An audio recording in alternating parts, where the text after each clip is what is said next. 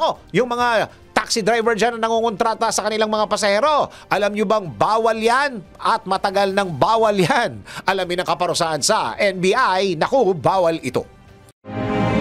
Alamin kung bawal o hindi. Dahil kung di mo alam to, kaso ang kakaharapin mo sa NBI.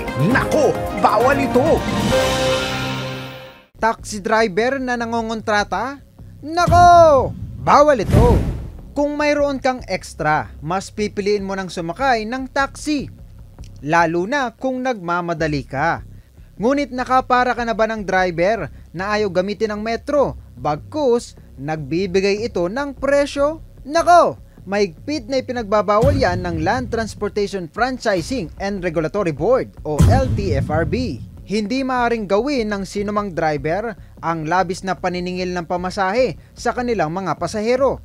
Kasi kung minsan, doble o tumitriple pa ang hinihingi nitong bayad kumpara sa normal na presyo. Ayon sa LTFRB, ang sinumang lumabag ay papatawan ng karampatang parusa na nakasailalim sa Joint Administrative Order 2014 kung saan sususpindihin o kakansilahin ang kanilang Certificate of Public Convenience.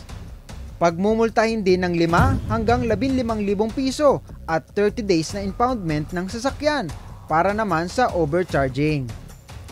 Ayon sa LTFRB, kapag nabiktima ng overcharging, maaaring ipagbigay alam sa kanila ang mga ganitong pangyayari sa pamamagitan ng LTFRB 24/7 hotline 1342. Kaya naman manong, huwag maningil ng sobra-sobra. Lumaban ng patas kasi sa mga otoridad, siguradong lagot ka. Baka masabihan ka ng, nako, bawal ito.